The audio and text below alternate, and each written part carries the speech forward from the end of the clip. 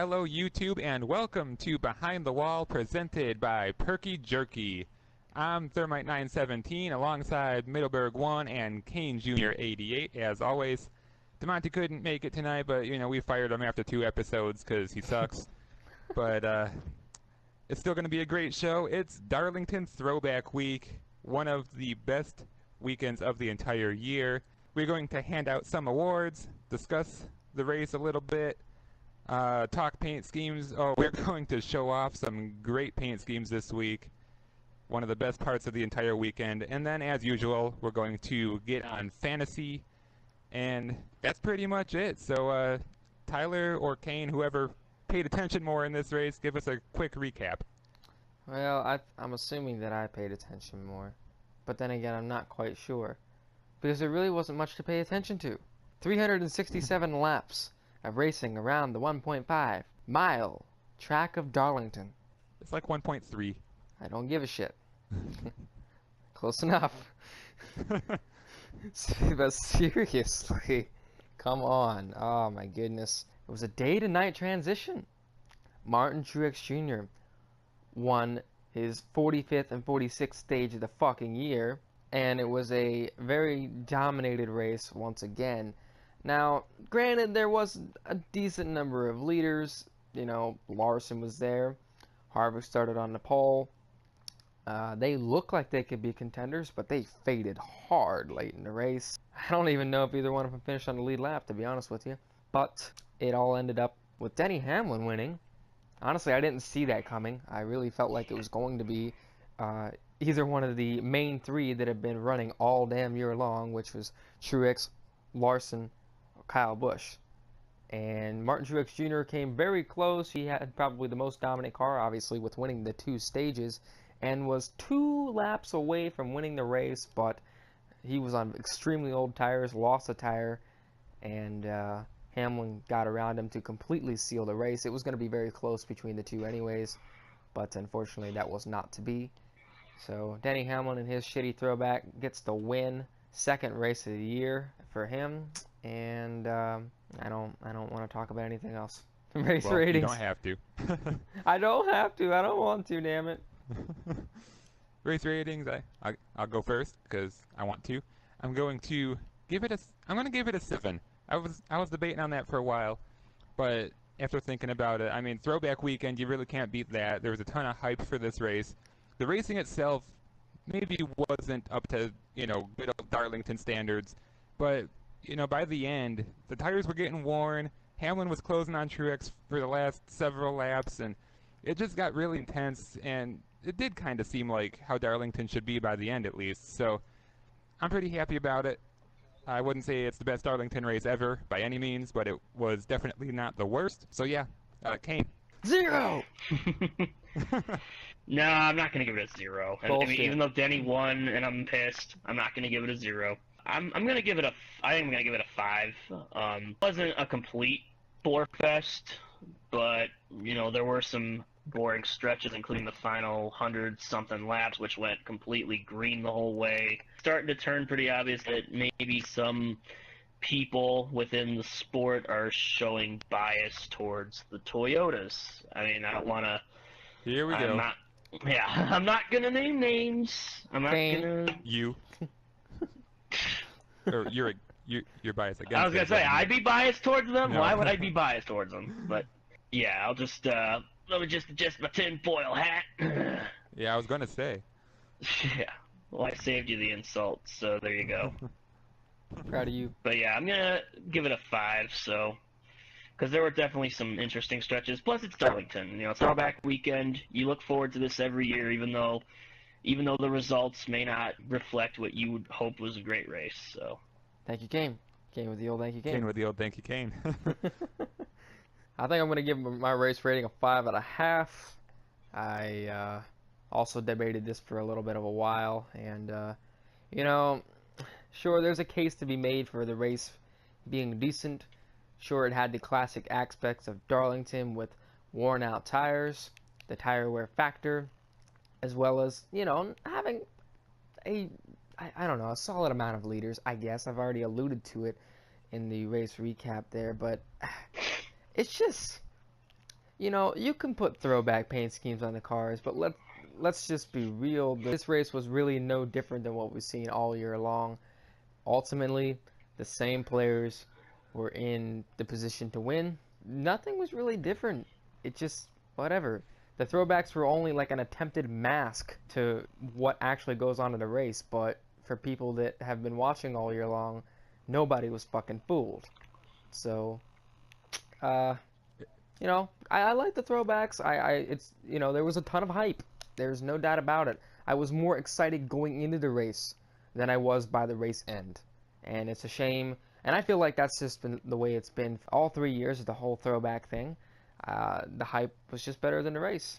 And it's unfortunate, but it is what it is, really. So, that's all I got. 5.5 for me. Well said. Alright, moving on to our topic section. And we just have a single topic of the week, and it was a hot debate earlier in the week, and that was when Hendrick Motorsports announced that there was going to be a number change. Obviously, William Byron is coming along, and he will join the Hendrick stable for the 2018 season. But instead of what we thought was going to be the number 5 car, he's going to the 24, and Chase Elliott goes from the 24 to the 9 car. So that means Hendrick Motorsports has now acquired the number 9, and they will be removing the number 5 from the lineup, which is a surprise considering that the 5 has been with Hendrick Motorsports since its inception in 1984 and has run in every single season. So it was a very out of nowhere decision and announcement. It's small, but it was shocking. It really was. I mean, it was kind of unnecessary when you think about it. Like, I mean, Chase has been doing good in the 24. He's been earning the respect that, you know, you didn't know if he'd get it or not.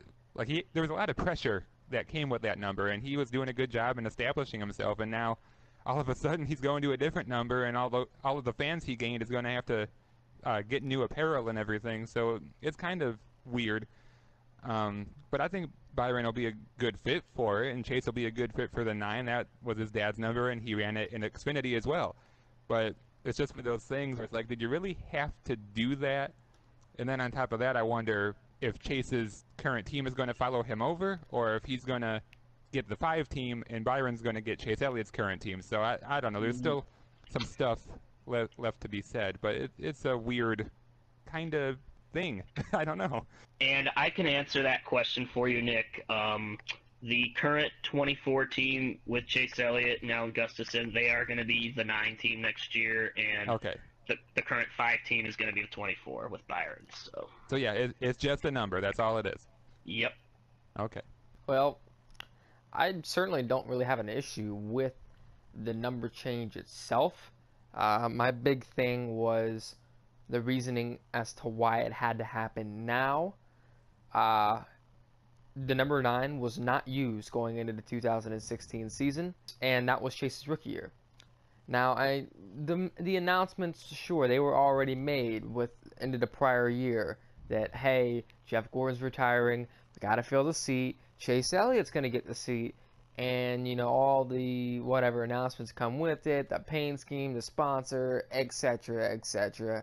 I mean, yeah, then it wasn't a certainty that the 9 car wasn't going to be on track the following season. The RPM didn't know whether that car was going to continue or not, whether they're going to get sponsorship. Sam Hornish had an atrocious year, but it still didn't really matter. It was an unknown. But by the time, within the month before the season started, it was very well known that that wasn't going to happen. And if the number really meant that much to Chase and his heritage and his family, that's the terminology being used, and that's perfectly okay. But if that was the case, then I don't know why they didn't push a little bit harder to get the number changed. It could have been done. The 24 didn't have to be on track. I remember all the pissed off people that, you know, were out there going, hey, fucking 24 should be retired. Okay, settle down, Steely Dan. You know, like, damn. Rest in peace. Yes. Yeah, it didn't. I don't get it. There's been changes before through teams, like last minute changes. I've seen it happen with paint schemes. I've even seen it happen with numbers back in the day. Things can change if you push for it to be changed. So the excuse really can't be made other than I really believe that the team just wanted to keep the 24 on track because obviously no one else was going to change within the organization at the time, with Junior, Casey, and Jimmy. Nobody was going to change their number. So it was either put Chase in the 24 to keep the 24 on track or get rid of it for a season or two or whatever. And at the time, William Byron wasn't even in the equation either, so it could have been easily retired, even though Gordon wanted it back on track. It's a weird debate, man. It just sucks because Chase didn't need to be branding his own legacy in a number and then changing it. Now it's just like a small skid mark on his career, like he started with a different number and now he's going to another one. I always hated that with like Dale Jr. because as a Junior fan, I never liked that he went from the 8 to the 88. I got used to it, whatever, and accepted it, but at the end of the day, he's still always 8 to me. Well, there is an 8 within the number 88, so There's two of them, actually. there's I not know, a there's 9 two in the of them. 24, so that's a little different. Well, sure, That's that's a the way to... Thermite logic, I don't know. Yeah, nice fucking logic. It's still a different number. I don't give a shit whether there's another 8 in there. I'll shut up. You can shut up. I really don't have anything else to say about it. I mean, I'm obviously shocked by the move. I mean, I thought Chase would stay in the 24 and Byron would end up in the 5, but obviously it's not. I mean, to most people, it's not really a big deal. But for those of us, NASCAR lifers, it kind of is a big deal. And as for like news value or whatever, I would give it like a 7 out of 10. I think that's what Jeff Gluck gave it. So Really? yeah, I mean it is just a number announcement, but it is kind of a big deal because you got an Elliott driving a 9 car once again, and 24, the legendary 24, is going to have its third different driver in 3 years or whatever. So Yeah. 4. I think one of the other things to add to that is Byron had every right to run the 9 as well, because that's what he ran in the Truck Series, and right now in Xfinity. So it's weird, like, how did Chase get dibs on that or whatever, but I don't know. Yeah, why can't Byron get the 9? I mean, not only did he run it in trucks and Xfinity, but he also ran it in late models as well as in the K&N series. Yeah. Basically putting William Byron on the back seat. Because, it's kind of his own brand, too. Yes, it's a number, but, like, come on. The most iconic numbers in NASCAR history are usually linked to one person. Sure, there's literally only so many numbers out there you can use, but at the end of the day, if you're a up-and-coming young driver and, like a Chase Elliott, who I believe is going to win a lot of races, who's going to win championships one day, and I think the same could be said for William Byron, but it's like you want to try to stay as consistent as you can when the opportunity presents it, and it was perfect for William Byron to be just straight 9s across the board, but now he's going to the 24. Now, of course, that is them winning championships. That's dependent, of course, on Hendrick getting their shit together, which they We're not currently talking don't about right that. Because if we talk about that, I'm going to fucking buy a gun and shoot something or someone because it's frustrating. God damn, it's frustrating. I'm saying it'll happen one day. They will get their shit together one day, but it ain't happening this year. And it's a fucking crying shame. Before I get too angry about that, I think it's best that we move on. I think so. I have to agree. Alright, the trucks race this week in Mosport, the Canadian Tire Motorsport Park. And you know damn well what that means. Where did Cody Coughlin finish? Oh, Cracker Barrel Chicken and Dumplings. He finished in 21st place. After starting 19th, Cody Coughlin had a hellish afternoon on the road course and finished 4 laps down after parking his shitbox into the grass, using the splitter, the good old shovel, and digging himself a nice deep hole to play in. Now let's see what he had to say. Oh wait, ThorSport doesn't want to have their little driver interviews up, so we're gonna make one. We had a great race going. We started up there, and we were gonna mix it up with these guys. I was near the top 10 when the wreck happened, and I probably was in the hunt for stage points too. I felt really good about our truck, but we had some handling issues, and we were gonna work on them in our next pit stop. But I got some contact from the rear end, and it sent me wide and into the grass. I just hate it for our guys. Because, you know, we might have tried to make it to the end without stopping again. Even though everybody else was already good to go on fuel. So that means we were going to finish where we were going to finish. But I felt like we had a shot to win. Because we were running great all day long.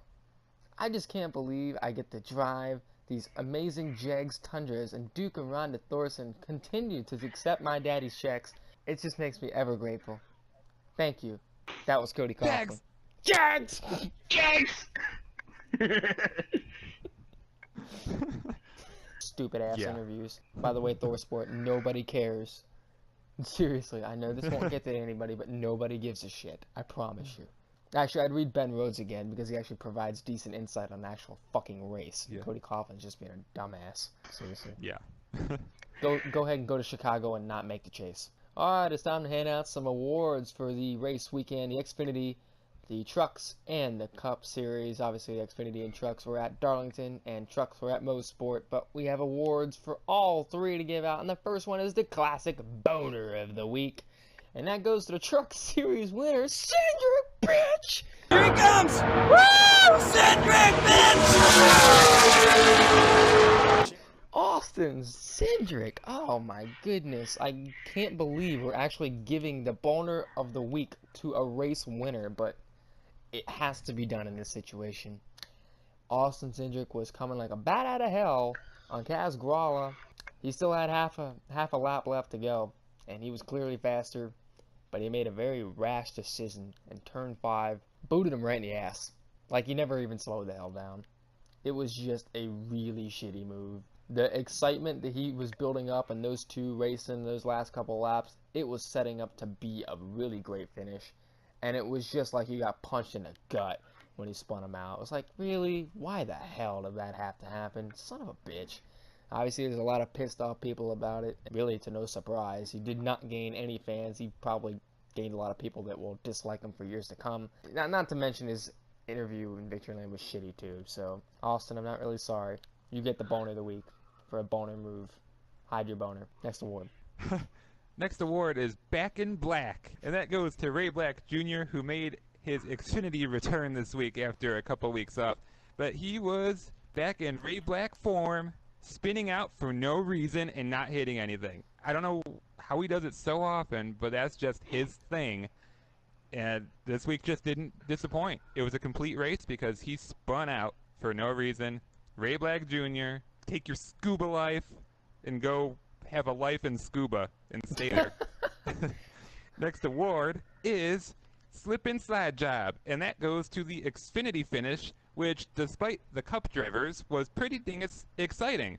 Joey Logano was catching Denny Hamlin off of turn 2 on the last lap. There was a late restart, and Logano was closing on him fast, and Hamlin pulled the block down the backstretch. That put Logano down to the low side into turn 3. He did a dive bomb, good slide job. It was perfect, but he did it a little too early because Hamlin had time to get back under him and make the crossover, and he took the win in that 11th Throwback car, which is the same that he won in the Cup race. Not the best, but hey, if you're going to have a Cup driver win in Xfinity, that's the way you want to do it. That was pretty exciting. Next award. All right, our next award is the Straight Jacket Award, and that goes to Noah Gragson for his ballsy 4-wide move in the truck race. First of all, how can you go 4 wide at a road course? That's almost unheard of. But Gragson, he pretty much made it work. He got up to second, but then he got passed by Cindric, who, like Tyler said, was driving like a bat out of hell on fresher tires and a better truck overall. But he came back to finish second, but unfortunately he was pretty hard on himself in his interview afterwards. But still, man, Gragson, you are freaking crazy. God, nobody ever goes 4 wide on a road course. You're freaking nuts, man. A road course. Yes. Next award. Freaking nuts. Yeah. Next award. Thank you, game.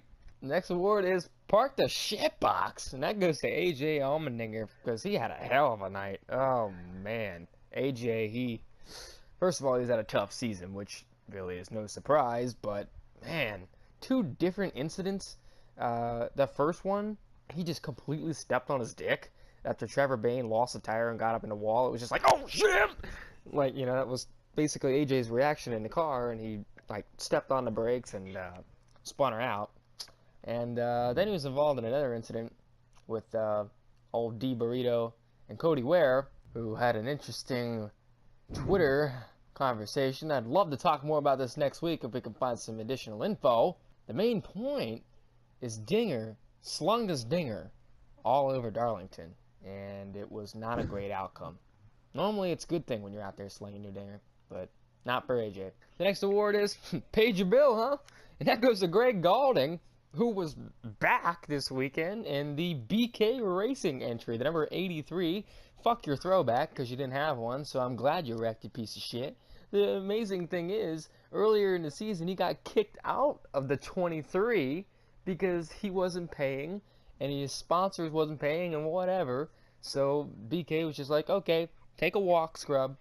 And he hadn't been back in that car for months, and then all of a sudden, now he's back in Darlington. So I guess they paid their bill, and he went out there and pretended to race. So nice job, Gray. You still suck. Next award is Choke It One Bank, and that goes to Kyle Larson, who gave the Stage 1 win to Martin Truex Jr. It was unexpectedly exciting for a stage finish. It was like 100 laps in, not much was really going on, and then Truex out of nowhere just steals the win away after Larson was getting under a lapped car and might have been a little too cautious. But Credit One couldn't be too pleased with their driver choking on their sponsored one to go. Yes, I know it wasn't the actual finish, but still, that's their thing. Got to sponsor everything. So yeah, it sucks for Larson. Gave another stage win to Truex, but it'll be an exciting chase because they're both going to be strong. Next award. All right, our next award is Zach Jones, boy. This is essentially a shout-out to Ken Squire and Ned Jarrett, who, once again, they did the broadcast of the race on NBCSN, just like they did the last 2 years. Yeah, some interesting things were definitely said by Mr. Squire, specifically that Jones boy. And then, of course, calling Daniel Suarez the Mexican, which... honestly, that got a few people riled up, but I don't understand why. It's frickin' 2017, all right? And people are still getting butthurt over stuff like that? Come on, let the man do his work, okay? No, there's a reason why he's getting inducted into the NASCAR Hall of Fame, all right? I mean, the guy's voice is literally, it's like velvet, you know? It's just that good, just listening to him. He can paint a picture with his words. Why don't you take off your panties and ride them? Jesus Christ. Holy cow. Holy cow. But please don't. Yeah, thank you for that image. I really needed that. You're welcome. Next award. Next award is the Cigar Award. We have a good set for you tonight. The first one goes to Kaz Grala, who drove his butt off in the truck race at Mosport. Unfortunately, came up short thanks to Austin Cindric. Bitch! But man, but he did everything right, executed perfectly. The team was on top of it, and he just got dumped. But Kaz Grala, he had a great interview, was very classy about it. He was like, yeah, we got dumped. That's about all there is to it. We did everything we could, and, you know, say what you want about the truck race last year. At least they were pointed in the right direction. This year, it was just, that was a dirty move. But, like, he wasn't calling him an idiot. He didn't ram Cindric on the victory lap. He just, you know, he has to accept it, and he's moving on from it. And that just shows that he has a good head on his shoulders, and hopefully he gets some of the bad luck out of the way and does a decent job in the chase. Next cigar. Next cigar goes to Austin Dillon, and surprisingly, in his nice, solid Dale Earnhardt throwback, he came home in fourth. Like, how? Like, RCR? Competitive? He was the only one out of the stable that somehow found himself in the top five. It was just a complete shock. But he ran a clean race. No stripes, no nothing. And just worked his way to fourth. So, cigar, man. Nice job. And we have one more cigar to give out, and that goes to Dimmy Dumbass himself. He missed pit road. there's a shocker, but in true Joe Gibbs Racing fashion, he came back and he frickin' won the race. Oh my God, what a frickin' shocker. Back he came. So basically, you know, Kane was totally clouding the fact that that Denny ran a pretty good race, other than his little pit road miscue. But he came back from 20-some seconds, and he just did it. He beat everybody else, so I mean, it's only his second win of the year, whatever. And amidst the Toyota domination, you know, at least it's somebody kind of different. So good for Denny. Yeah. Since Kane didn't really want to give him a cigar, I'll give Denny the cigar. There you go, Denny. Here's your cigar. All right, and now it is time for the crying towel, and that goes to the companies that decided not to run a throwback paint scheme during Throwback Paint Scheme Weekend. God damn it! Eris, M&M's, Menards, and goddamn Monster, the series sponsor. Are you guys freaking kidding me? You guys are sad about it too, damn it. Why do they gotta be so boring? I It's know. not that hard. Just make a paint scheme. It's fun. Are you against fun? It's NASCAR. They're trying to engage with their fans, and yet they can't run the frickin' throwback. You big babies! You big babies! Those salty stickers, sons of bitches!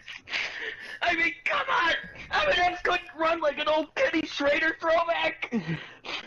Oh my God! And Monster! You guys are the series sponsor! You even had the Monster girls dress up in 80s garb! So I couldn't catch part of an 80s paint scheme! Fucking Monster! You make me a monster baby! And Menards, too! The last 2 years, you guys have had decent throwback paint schemes, but this year, I mean, come on, Paul couldn't pay homage to, like, his old blue Menards car from the early thousands that he drove for Andy Petrie? Was that too hard to make? I guess they had to have the old Dutch boy on the hood of the car instead. That could have had a throwback too, though. Anything could have. I mean, come on. Yeah. And then the other thing I didn't like about this weekend is those who did have a throwback, which, you know, good for them, but it sucked. Like Truex's, they took Dale Earnhardt's Gold Bass Pro Shops car and made it worse because they were trying to do their own thing. Don't do your own thing. Stay true to the original.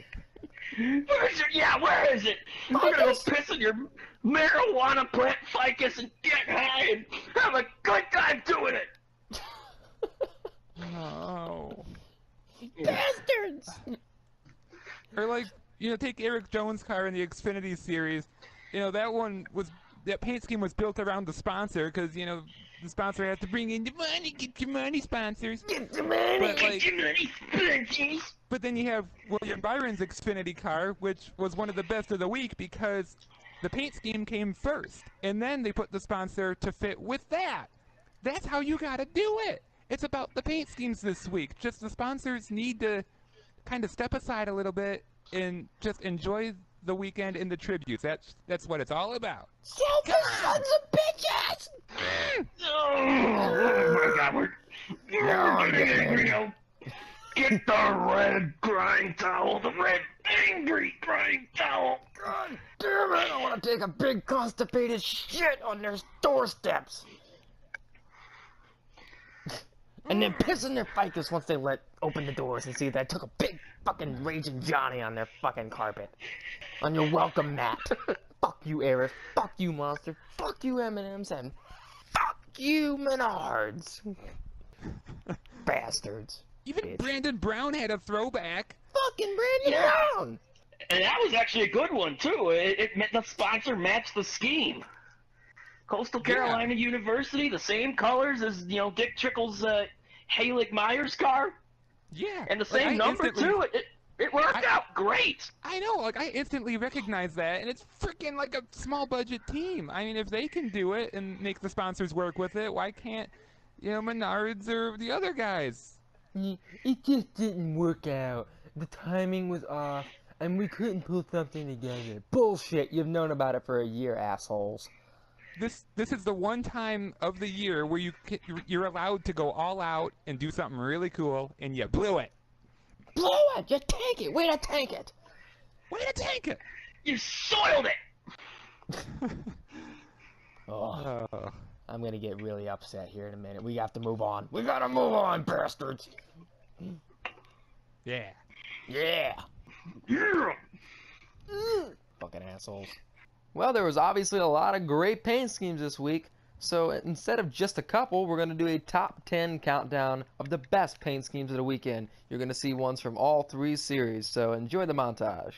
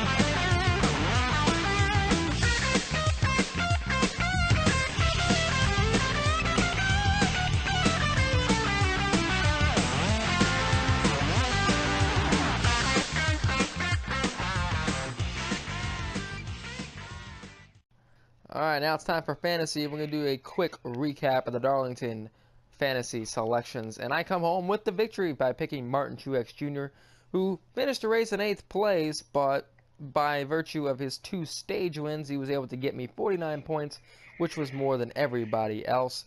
Nick and Alex tied for 2nd place with 43 points each. Kyle Busch was who Kane picked, and he finished 2nd, while Nick finished 9th with Kevin Harvick, but, you know, the stage points were able to mean they tied in points. And Damani, well, typical Damani fashion, he's been finishing last in every fantasy weekend.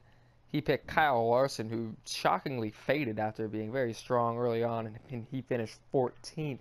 Also in typical Damani fashion, he didn't want to give us his fantasy pick right away, even though he saw it in the Facebook Messenger chat, asshole. So Nick, you have won the first selection for Richmond, so who are you taking?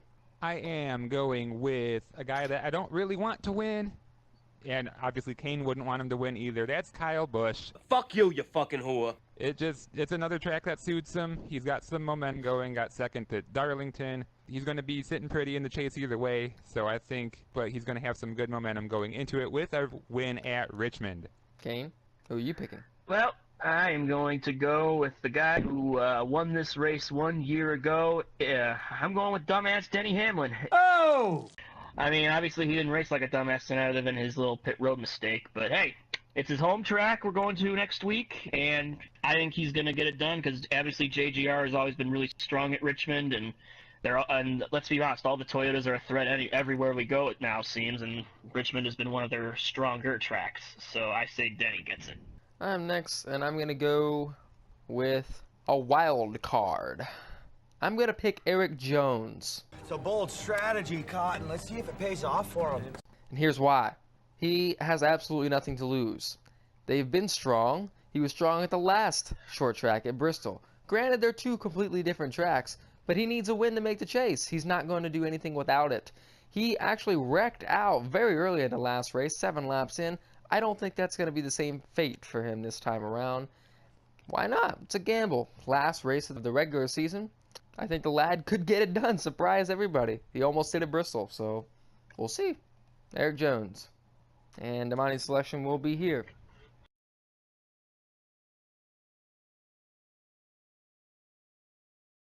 You fucking whore. Well, that wraps up, yet again, another episode of Behind the Wall, presented by Perky Jerky. If you haven't gotten the bag by now, I don't know what you're waiting for, because it's some good shit. And also, Perky Jerky, we're whatever, 29 episodes in.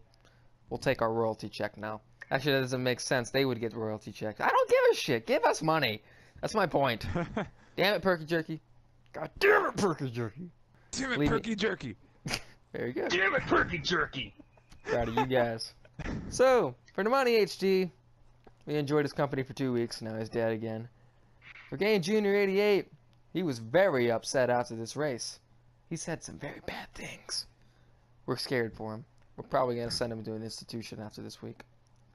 Thermite 917. He likes regular season championships, so this is his perfect time of the year. And for myself, Middleburg 1. Yeah, I'm pissed off about everything. So, this has been Behind the Wall, presented by Perky Jerky. You've been Behind the Wall, and thank you for listening.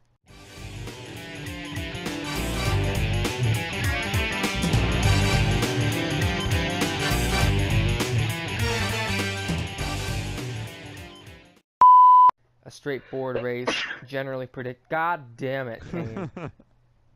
Sorry. Let's see what he had to say. Oh wait, Thorsport is up. God motherfucking damn it, your stupid fucking computer. Fucking heard it. I had it muted. I was adjusting the volume while it was muted and it unmuted itself. I didn't know it was gonna do that. That's what every computer does. That's what they do. You change the volume on something that's muted, it's going to unmute it. Well, exactly. You can't just be adjusting the volume. I mean, like, if you're adjusting it, that means it's not muted. Holy shit. Whatever, it's not a big deal. Alright, it's time to hand out some awards for the race weekend. The Darlington races at...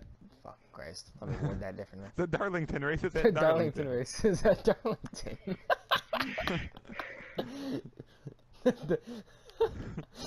The Darlington series? Oh, Christ.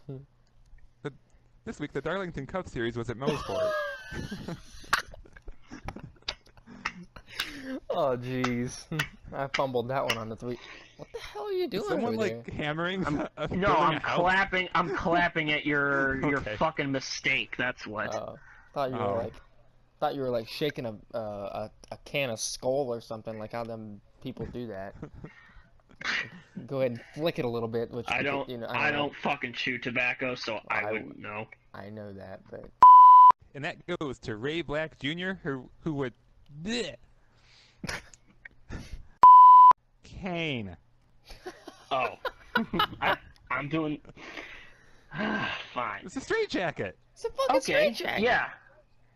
All right. Our next award. Okay, fine. Okay, Jesus. deep breath. Shut up. Yeah, you've taken a lot of deep breaths so far with your big breathing. Okay, fine. Calm down, Sniffles. All right. Damn it! Shut the hell up. You've done it to us all year long, so don't even.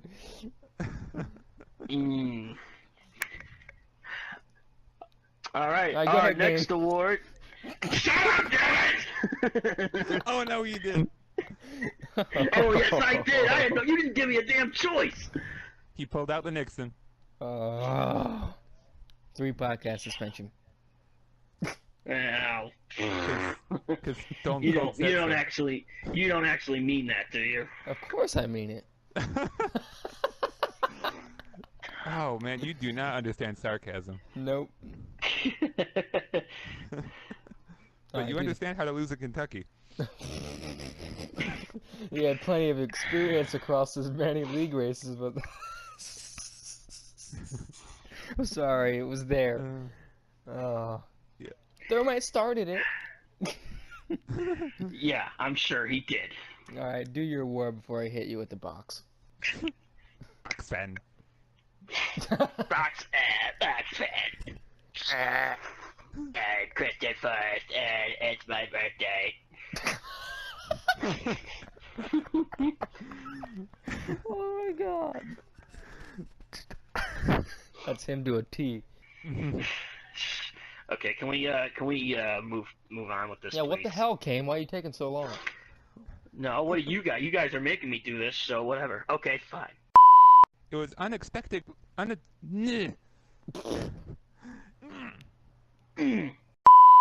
Alright, Anyways, next award. say it again. I was expecting you guys to chime in with the goddamn it too, but okay, I mean, don't do it. You're on your own. I guess so, you fuckers. So much for being a team.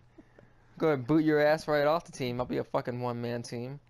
I'll be the quarterback, the wide receiver, and the running back, and the offensive line. I'll win the Super Bowl. You guys won't. You'll be sitting on the sideline with your fucking Jolly Ranchers. Hey, those are good. They are good, and that's fine. If that's what you want to sit, that's where the losers want to sit on the sideline, then that's what you can do. Enjoy your Jolly Rancher. Your fucking your apple cider Jolly Rancher. It's got to be the blue one. Well, you don't have that privilege. You're getting the apple one if you want to be a fucking sour patch son of a bitch. And you know. And like I said, nope. Yeah. You know you know, I mean, shut up, damn it!